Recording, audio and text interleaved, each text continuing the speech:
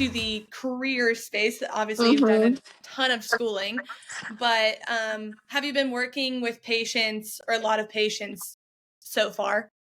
Yeah, so I just started working this last month. But I've been in neurology clinics and chiropractic clinics for the last year, Hmm. through the school and through my mentorship. So we do like a residency for 6 months during our last leading up to graduation. So I was working in a neurology clinic where I was seeing a lot of people who are coming with, post-concussion syndrome, post-COVID, um, neurological disorders, anywhere from young kids to, elders who've had strokes and such. Yeah. So with that, I guess, what are some of the common challenges that these patients are facing during their recovery process? So some of the challenges would be um, very slow recovery. So unlike a person who comes in who's healthy, um, who has enough energy to be able to heal, a lot of these people, once you get a certain amount or once you get brain damage, your body and everything goes to try to protect the brain. So resources are conserved. So any other injury that's stacked on top of a brain injury is going to have limited resources for healing. And Okay. so that's probably a big challenge. As well as, so when we talk about neurology, there's three different things that a neuron needs in order to grow, and it needs the appropriate stimulus. So it needs to be, that's why they say like movement is important to keep in life, because Hmm. if you don't move it, you lose it, if you've heard that saying. So appropriate stimulus would be, getting, like, are you activating your brain not just in one terrain, but multiple terrains, multiple different domains? Are you reading? Are you activating those different areas of your brain? Because if you don't, then the brain says, okay, well, we're not using that pathway, so we can just get rid of it. So that's one thing the neuron needs. And the second would be fuel. So does it have the right fuel that's going to help the brain to build new neurosynapses? And then the last is tied in with fuel, but it's oxygen. So getting the right amount of oxygen. And so that's kind of where I think the AIRWAAV kind of comes in, as well as people who've had concussions or are suffering with post-concussive syndrome. That means that their brain has been in a state of healing for too long, to the point where they're no longer adapting to stress. So once the brain gets into a certain amount of stress, your people are going to start getting injured, more frequently. You see people who have had lots of concussions, all of a sudden they're rolling their ankles, they're having ligament laxity, they're just getting injured, they're losing cognitive function, exercise intolerance, they're not able to exercise to the same degree as they were able to, especially after COVID. And, COVID, vaccines, and all that, it kind of just put an extra stress on the nervous system. So Hmm. again, it's just limited the brain's ability to adapt even further. And so I think that's the biggest challenge, is that people aren't adapting like we used to, just with all of the chemicals in our environment, with the different emotional stresses. Like, more people are anxious and have depression more than ever before. So there's a lot of that kind of just compounds. It's the compounding effect. And so yeah, you just see people just not getting better as they did. People are coming in with more complexity. So it used to be that as a chiropractor, I could adjust this top bone here, the atlas, and miracles would happen, right? People would come in and miracles would happen. But now, because there's so many more stressors in our environment and that we're faced with, it's a little bit more complex. So it's not just adjusting a bone and everything's going to get better. It's now coming into, what is the person eating? What are they consuming? Like, are they, what's their stress level in their day? Have they had past injuries, past traumas? That's all kind of adding into each individual and can limit them to heal and get, optimized in their life. That's really interesting too, just with like talking about the extra stressors that we have now. Mm-hmm. I think I was looking more into like your page, and you're more into functional medicine, correct? Mm-hmm. Yeah, so I that isn't something new to me. Just my mom, she does functional medicine, Okay. and she had like a bunch of health problems too, and she Mhm. reversed it all with one, functional medicine, but two, Mhm. with the way that we have eaten, and we've Yeah. just she's done like a lot of schooling on that. Not that it's close to the same thing that you're doing at all, but just having that background of Mhm. using functional medicine, and just like how you're talking about with the chemicals and stuff, like people don't realize all of these like extra little things as well. Mhm. So how did you get into functional medicine yourself?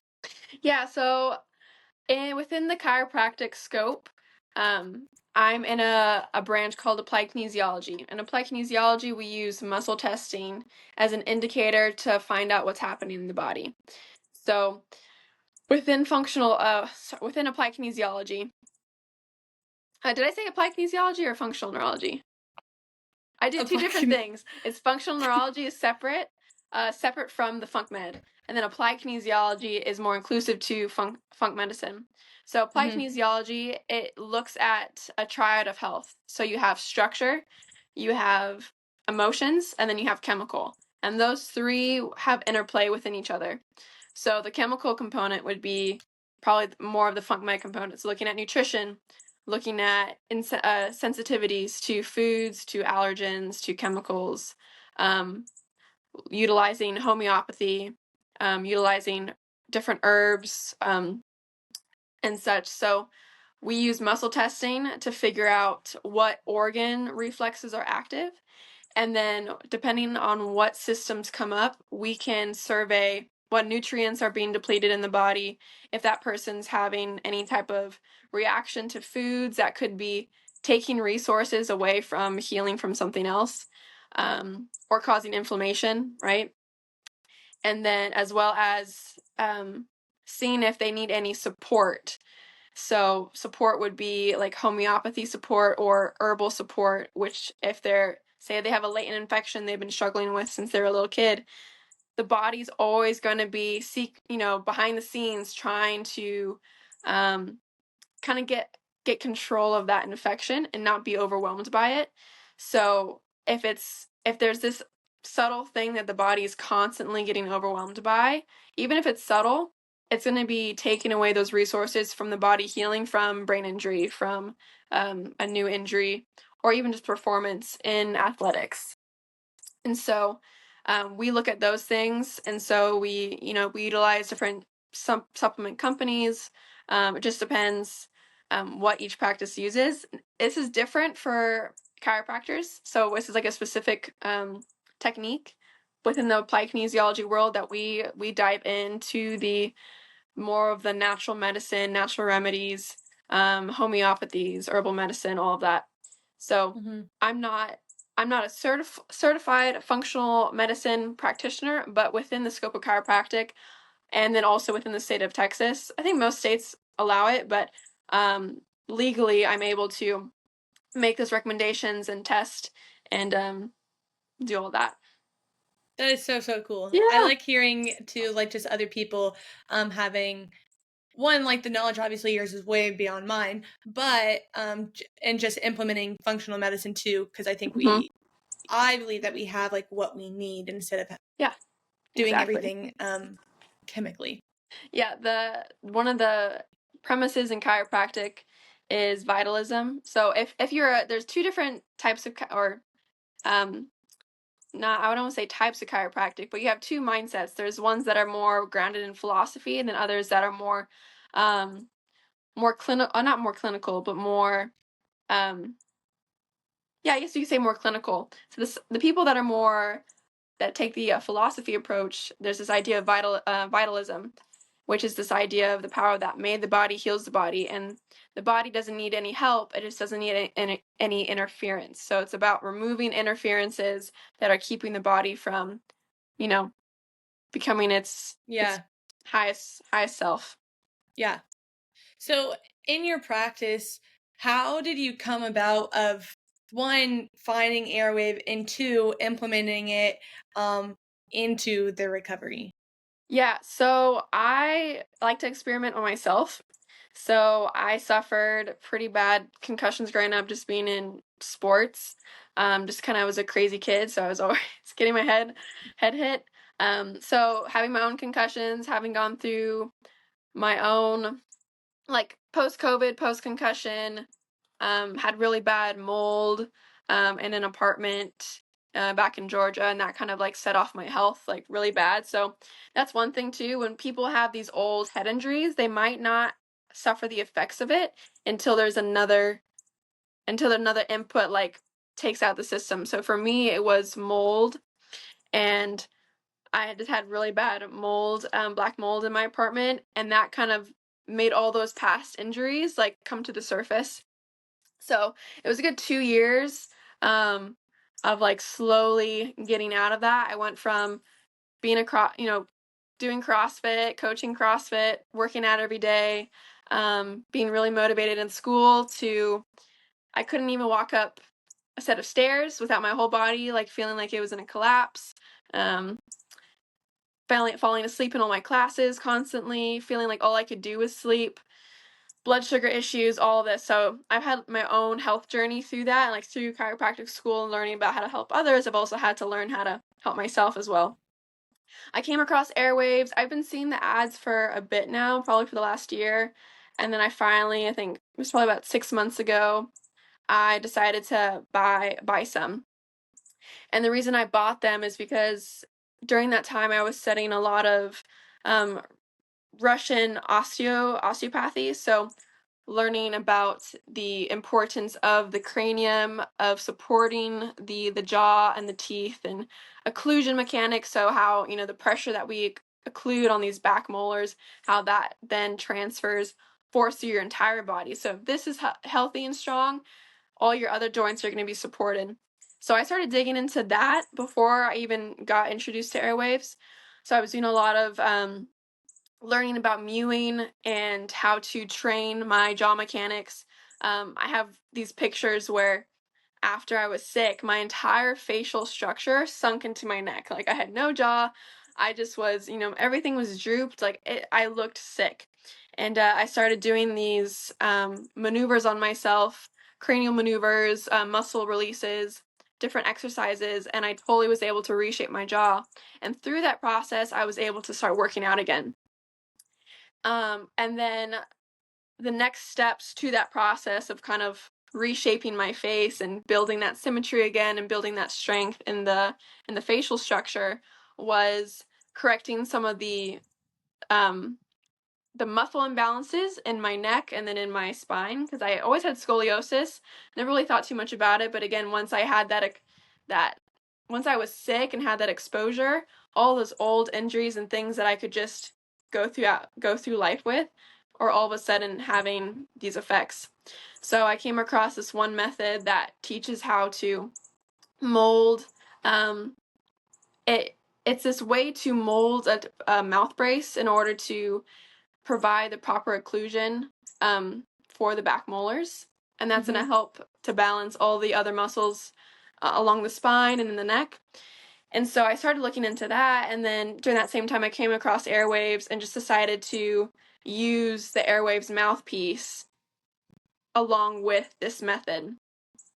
And so I did it, and I've started using that for myself, and right away I noticed changes, even in the muscle tone in my neck. um Squatting, I always noticed I would keep one foot in front of the other, like kind of offset, Mhm. um just because of my spinal misalignments. And then with the airways piece, I didn't have to do that. I was noticing that I was naturally just, even in my squat, my muscles were pulling more equally from side to side. And then with that, my exercise intolerance started to get less. So I started to have more tolerance for um, higher workouts, higher intensity workouts. Part of when was sick, I had what's called POTS, and that's postural orthostatic tachycardia syndrome. So it means that when you go from a sitting to standing position, the heart rate will spike, and mine would spike from like 70 to 150, which is, Oh yeah, my. and that's part of what a lot of people are struggling with post concussions, with also post-COVID. It's a subsect of dysautonomia. Dysautonomia is a dysregulation between your sympathetic and parasympathetic. So if you swing too high to parasympathetic, which is like your rest and digest, and then too high to sympathetic, your nervous system isn't regulating the balance between those things, so you're going to get these huge spikes. So I would have these spikes of, you know, 70, sitting to 150 standing up, because my nervous system was so overwhelmed. It didn't know how to respond to the environment. So that's why I couldn't walk upstairs. I was falling asleep all the time, because literally going from sitting to standing was like this huge stress on my body. And so I'm still slowly recovering through that, being able to, I do a lot of heart rate variability training, and I've noticed that using the airwaves just allows me to stay within that zone that I need in order to maintain uh, a healthy amount of stress when I'm working out. And so I haven't actually used the airwaves on any patients yet. Um, but it's something I would like to do. I have a few patients that have kind of been telling them about like the benefits I think that could be there for them, people who've had, post concussion and post COVID, or just chronic neck injuries. And yeah, I think it could be really cool to With implement. your knowledge, what is it about Airwave that helped you improve so much? Why is that happening from you being severely unwell and sick Yeah. and really just like trying to get back on your feet? Like, what is it about Airwave that's helping you? So I would say the biggest thing is having it for me. It comes down to the structural importance. So again, so many people carry ourselves with poor posture, phones, technology, computer work, being a mouth breather and not a nose breather. So on a fundamental level, the airwaves um, helps to engage the proper facial mechanics for sleep. I have the recovery piece, so I use that at night when I sleep. So it's helping me to keep better tongue placement, so my tongue is pressed to the roof of the mouth. That's huge. I also use mouth tape too, so I'm like getting the nose breathing, and then the airwaves piece really helps my tongue to stay pressed up against the roof of my mouth.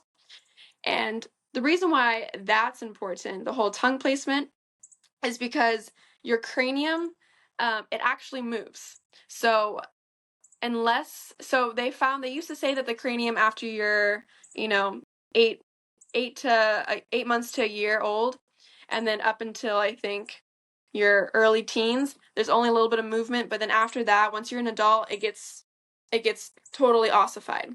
But they've now found, and they're slowly changing the textbooks, that it's not fully ossified, that there's actually movement in the sutures and the cranium all throughout life. It just depends if you're getting that proper movement. So a big value of getting the movement in the cranium, especially when you sleep, is your lymphatic system of your brain gets activated mostly when you sleep. So when you're sleeping, you have this cranial sacral pump. So your sacrum at the base of your spine is pumping cerebral spinal fluid up to the spine, and then it's flushing out all the toxins in the brain. So when you have a proper tongue placement, when you're sleeping, you're encouraging that sacral cranial pump, and then you're allowing better, essentially your dishwasher system for your brain to flush out all the junk. It's like the sewage system of your body is your lymphatics. So Mm-hmm. the one that cleans out the brain is typically that's at nighttime. That's when that system really flushes out all the brain. So if people aren't going into REM sleep, if they're mouth breathing, they're not having that proper cranial sacral pump to flush out the brain. So then you're having people who are having, you know, early onset dementias, and or who aren't recovering from brain injury because they're not having that cerebral spinal fluid flush out the junk, and the lymphatics aren't able to pick up that junk and get it out of the body.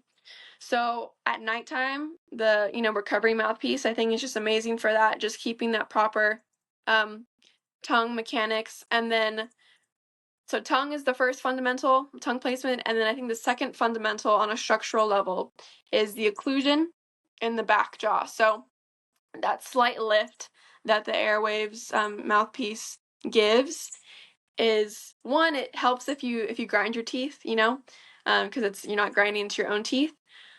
But I think a lot of times why people grind is that because they have an offset in this back molar region. So having that slight lift with the AirWave's mouthpiece is going to allow the top and the bottom molars to have something to occlude on. When they have that occlusion, again, it's going to support not only the jaw coming forward and being more aesthetic, having more of the deep set jaw, but it's going to allow the neck to open, and that's better opening the airwaves, right? You guys have a lot of really great research on how it opens up the airwaves, but it's not just about the soft tissue, the actual bones themselves being able to have pressure that they can occlude against is allowing all of the other sutures in the head as well as the spine to engage in the cerebral spinal fluid pump. So as I breathe in, my cranium should expand slightly, and as I breathe out, it should compress again. Having that occlusion force is one of the main ways that kind of supercharges that cerebral spinal fluid to pump and move, allow the cranium to fluctuate. Without that occlusion, you don't have enough pressure just from the sacral pump to get that movement in the brain. So I think that's like on a recovery level, like having that is just your recovery is so much better. In terms of performance, you're able to distribute more even force throughout the entire body if the cranium is supported. So just by having that mouthpiece, the entire body then is able to increase the amount of force through the musculoskeletal system. So that's why you see these CrossFit athletes, breaking their personal bests in their lifts, or lifters, right? Breaking their PRs, or if they're a runner, right? Running is all about compact. Running is the best runners are ones who can distribute force from their head to the toe. So if a lot of what I do is I do a lot of gait analysis. And through a gait analysis, you can see if someone isn't distributing force from the toe to the head.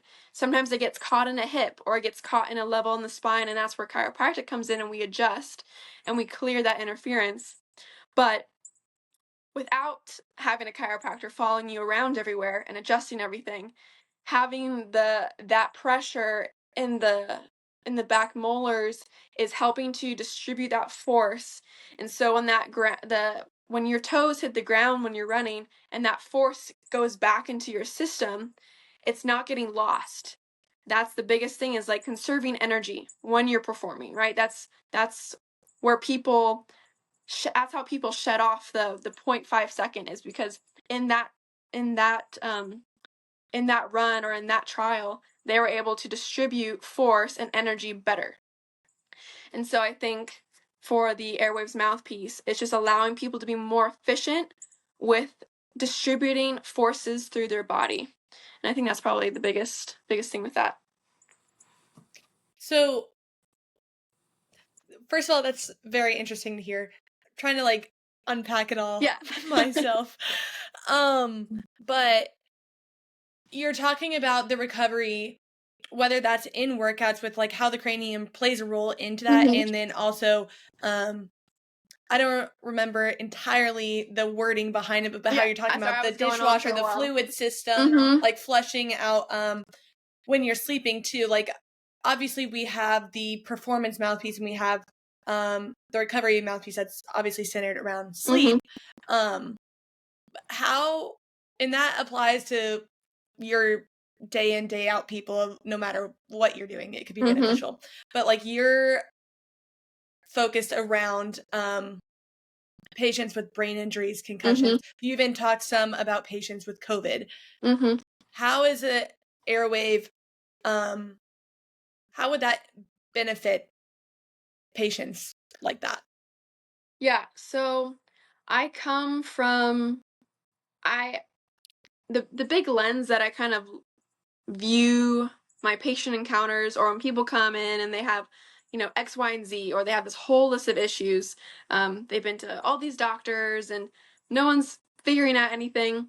A lot of times when someone comes in with a condition, or oh, I have COVID, or I have post COVID, or I've had concussions, it's like, oh well, if you've had concussions, let me do a scan of your brain. Oh, there's nothing wrong. You're probably fine. Or someone has COVID or post COVID, and it's like, oh well, you don't have these symptoms, and you're probably fine. So a lot of times we look at a person like through a pinhole, so we're only seeing one little thing. And so what I try to do is I try to look at the full picture. And so the lens in which I do that is through the myofascial system. The fascia is like one of the coolest things. They're finding that the fascia is faster at communicating signals. Oh, sorry, that's like big wasp. That's Faster okay. at communicating signals than the nervous system. So they've done studies where they shine a light through the eye, and they record how fast it gets to that area in the brain. And then they shine a light through the big toe, and then they record how fast it gets to that area in the brain.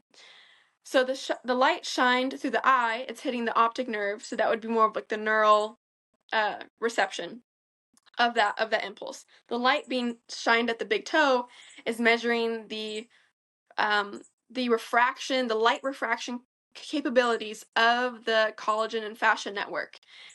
That what they found is that the light goes through the big toe is faster than the light going through the eye.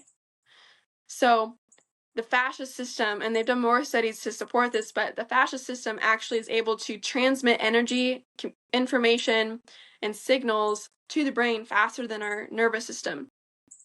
And that's through collagen and light and all this. It's really, really cool. But so I use that lens to analyze my patients. And when it comes to a how to use airwaves, like why would I use airwaves for people who've had, post concussions, is because I'm looking at it from a fascial perspective. So if fascia transmits information, if fascia um, is this like alternate, it's this other nervous system of the body, and it's really, really efficient. Also, your fascia is everywhere. It's your skin all the way to connecting to your DNA strands. So if you have a scar or injury in your muscle tissue, can affect gene expression. So taking that into a structural perspective, if if I have proper force transmission in my every day to day, walking around, in athletics, when I'm sleeping, your fascial system is going to be by nature healthier. It's going to be able to be more of in a dynamic state versus a rigid state. When forces don't transmit properly, the fascia becomes rigid. When forces are able to transmit properly through the body, fascia is going to be more in a fluid dynamic state, which is the healthy state. So for people who have had these concussions, brain injury, post COVID, their nervous system is just shocked. So they're going to have all these muscle imbalances. They're going to have hypertonicity in some muscles on one side of the body, and then it's going to be low hypotonicity on the other side of the body. So they have all these imbalances. The way they respond to their environment, it just stresses them out. So if I can get their fascia, their connective tissue, the fascia, the myofascial system to be supported, then that's going to support their nervous system. It's going to support their gene expression. It's going to help so that they don't end up getting pain syndromes if, down the road. So I think that's the biggest thing. So incorporating the AIRWAAV's mouthpiece with these people will help them just keeping their myofascial system healthy, keeping the fascia in that fluid dynamic state so it doesn't get rigid. Because when we get rigid, that's where injuries happen. So that's kind of my take on that. What about those with COVID? Because we talked some about the breathing aspect of Mm-hmm. airwave. What about those who have suffered from COVID before, or maybe they even have it now? Yeah. So with COVID, there's a lot of things that we don't know. There's a lot of things that we can be certain of. What we can be certain of is that it causes mass inflammation in the body. So no matter if that's because spike proteins or because people aren't getting enough oxygen, whatever it is, we know there's lots of inflammation accumulating in the body that the body is not able to deal with. And so with that, again, we're supporting that myofascial structural component, which plays into chemical, emotional, as well as neural, so nerve transmission. So if it's this global inflammation, which is what COVID, people with long haul COVID is causing, it's causing global inflammation in the body, which is leading to overwhelm in the brain and things like dysautonomia. So people are getting these dysregulations between the parasympathetic and the sympathetic nervous system. So their life becomes like this constant wave of fluctuations, and there's no homeostasis. So adding in this component where we're allowing the fascial system to be supported, it's allowing for better clearing of the inflammation. It's supporting the nervous system. It's supporting the chemicals that get released in the body to deal with inflammation. It's helping for nutrients to be delivered more efficiently. It's helping for energy to be delivered more efficiently. And so I think like at its fundamental level, at the basic level, that's how it's supporting people with long haul COVID, because it's supporting all those other systems. So again, I see it through this fascial lens, which is kind of what I use as my filter. So I use that fascial lens as my way to understand all the other subsects. So chemically, I put it through a fascial lens. Emotionally, I put it through a fascial lens. It's all coming through this idea of how the fascia, the connective tissue, is all working and moving together. And AIRWAAV plays into that. How might AIRWAAV influence different aspects of neurological recovery, such as reducing inflammation or improving oxygen flow to the brain? You've touched some on it, but especially with the reducing inflammation, you touched some on that as well. So going back to the three things the neuron needs, so we need appropriate stimulus, we need proper fuel, so nutrient delivery, and we need proper oxygen. So AIRWAAVs helps with appropriate stimulus, because again, it's building equal force transmission, or it's allowing for better force transmission in the body, which is going to allow for when I interact in my environment, when I go for a walk, when I go for a run, even when I'm doing chores around the house, whatever, if my fascial system is able to respond to force better, then I'm by nature, or by consequence, not consequence, but an effect of that, I'm going to have better stimulus. So I'm going to be, if I respond to my environment in a more positive way, those aren't going to be, my nervous system isn't going to interpret that as negative things that it has to protect against. It can interpret it as just forces that it responds to, rather than letting it be a stressful thing. There's so many people who are walking around and it's like everything is stressful. They might not be conscious of it, but their body is responding to every experience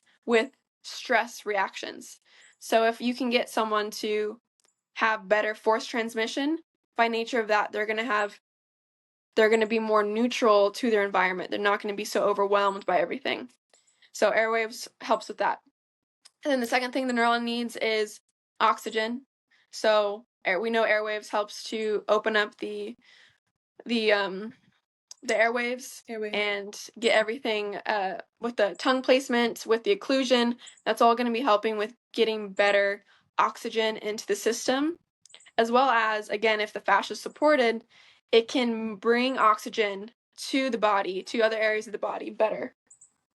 So the third thing is nutrient delivery. So if I eat a steak, right, I want those amino acids to go and support building my muscles if I want recovery.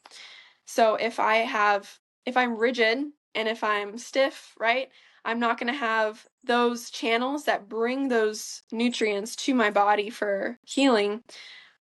They're going to be they're going to be rigid and cut off. So again, if my fascia is more fluid and dynamic, it's going to be able to bring those nutrients to the areas that need it.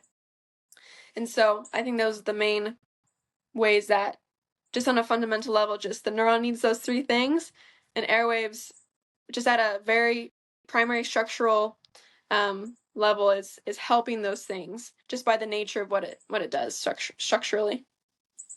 I know that you said that you haven't fully implemented AirWave with your patients, and it's been a lot from your own experience and you reaping the benefits of AirWave.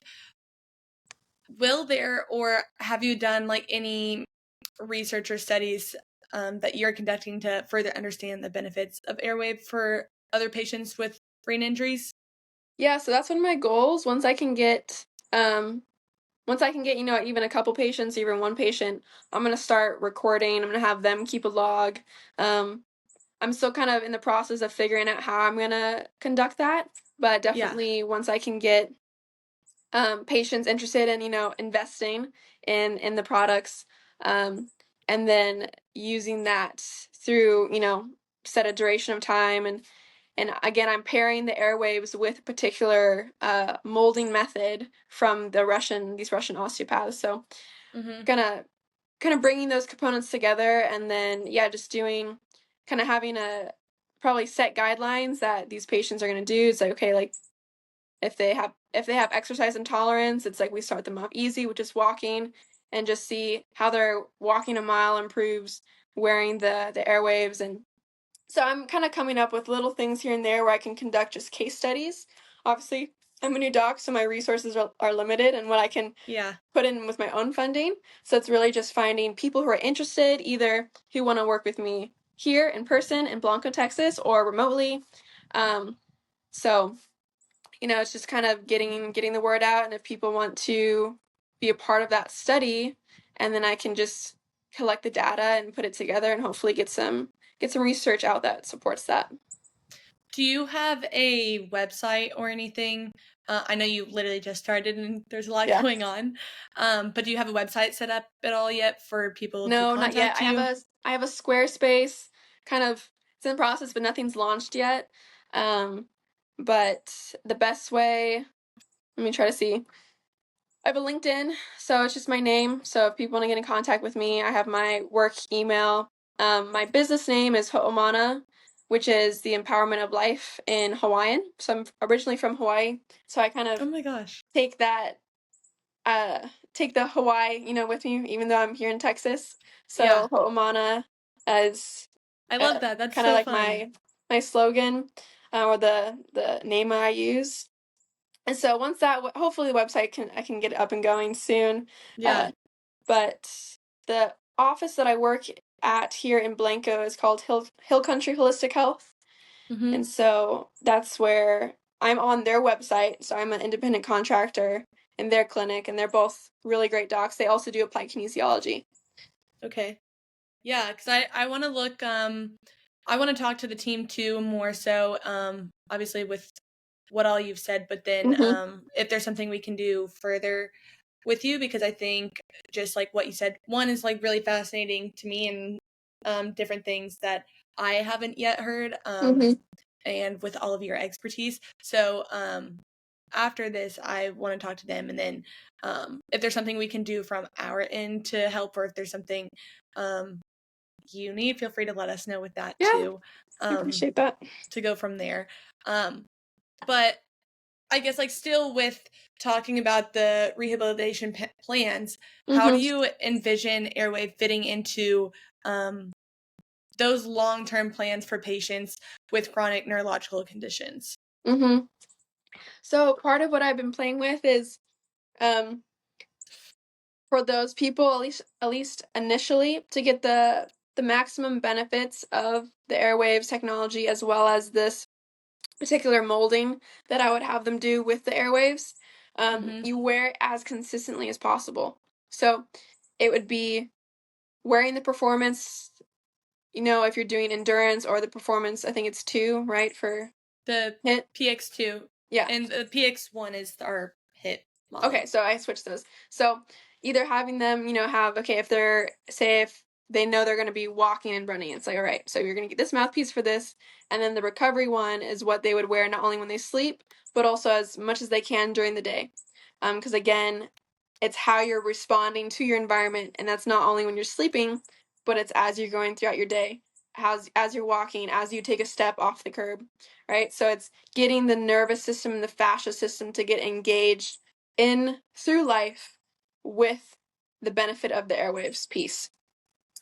And so getting them to wear it, consistently as much as possible.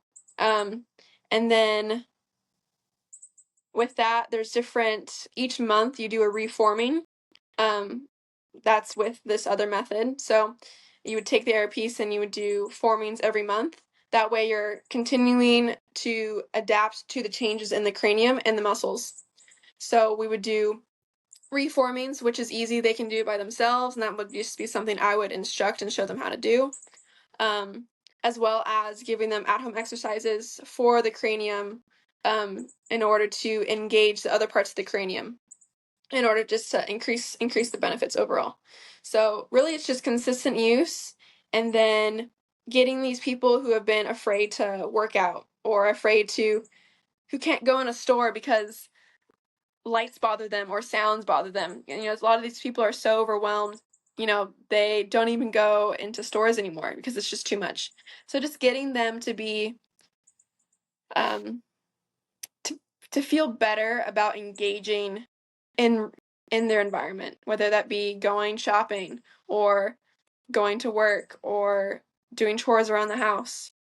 Just getting them to feel safe in their environment again, and just encouraging them that you know, it might take time, but there's improvements that will come from this.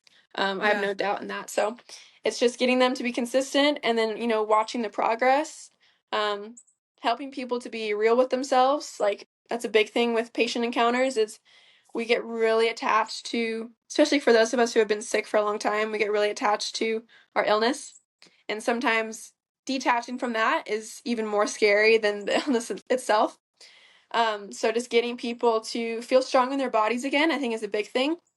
And so if we can get people to feel safe to go on a mile walk, um, to go do some simple squats, with air squats or just some simple movement, and just feel, wow, like my body is working for me. My body's not trying to work against me. A lot of times I know when I was at my peak, or not my peak, my lowest point, the peak of my lowest point. Um, I just thought my body was working against me. I just had so much shame that my body was so weak that I couldn't do simple things in life. And Yeah. so getting to the place where I just felt safe to engage my body in its environment again was probably the biggest transition. So working people through that, and that's where the other side of my practice comes in of doing neuroemotional techniques and getting their spine adjusted, um, being that person that can encourage them on the side, and you know kind of help give them, like, create game plans, because I think each person, it needs to be individually tailored.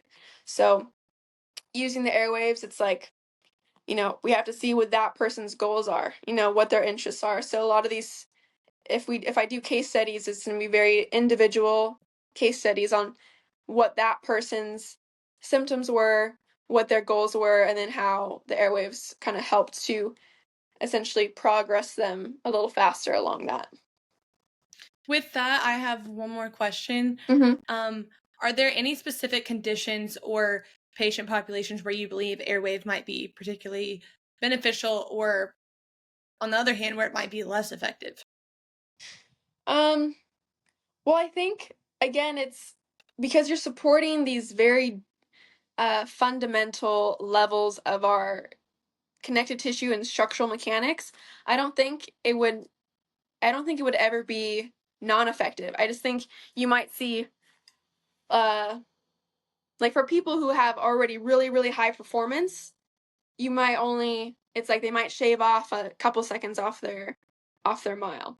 But for people who have more, not irregular, but disbalances in their system, you might see a much larger shift, like positive shift from using the technology, just because they're coming from a less supported state. So people who are coming into this probably who are just already just very supported, they're in the high performance level, they're getting that one extra, 0.2 seconds off their 100-meter dash, or they're able to add a little bit more weight to their lift. Yeah. So you have the small things, but then in the other side of things, for the people who are chronically ill, it's not going to, from my knowledge, I don't think it would ever harm a person to incorporate this. I think utilizing this other, the molding method is going to get them better results, like even higher results, just because it's adding that other level of specificness. But for sure, concussions, people who've had concussions, whiplash, so people who have been in car accidents, scoliosis patients. Most of the time, scoliosis is functional, not structural. So a structural scoliosis would be they have structural anomalies that lead them to having these curves in the spine. Versus functional just means that they had some type of muscle imbalance when they were little, and that caused their spine to adapt in order to accommodate for the muscle imbalances. So people who are using the AIRWAAVs, if you're getting, again, that proper force transmission, you can fix, I think, scoliosis. I've seen it happen with the Russian osteopaths when they use their molding. And so I think that, that can be done the same with the AIRWAAVs. And so seeing it with people with scoliosis, again, concussions, whiplash, any kind of chronic injuries, if people chronically are twisting their ankles, it's just you're supporting the structure, that internal structure. And if that is more secure, you're going to be able to go throughout life more secure, whether that be in high performance or just every day. Yeah. So I think all you had to share was so interesting, and then I'm like, wow, I need to live in the area that you're in so then I can come see you and talk about it, because I think it's cool to hear the one, like all of your wisdom in the space too, but also just like the commonality of the functional medicine, implementing that as well. So I appreciate you sharing all that you had to share. It was a lot of new information for me too, and I'm excited to share with the team what you had to share, and too with what you want to be working on in the near future with it as well. Yep. Yeah, well, we'll just keep in contact, and I'll definitely reach out if I have, I guess more questions, and just keep me posted. Yeah, let me know if you have any questions for me, and then if there's anything that we can do for you, and I can see what we can do from there. Cool. Thank you so much for taking the time out of your day after work to share some with today me. I ended up getting the day off, so it worked out. I've just been doing some stuff at home. Good. Okay, good. So it worked out perfect. All right. Thank you, Anaiah, so much. Yeah, it was nice to meet you. Nice meeting you. Have a good one. Bye, Sydney. Goodbye.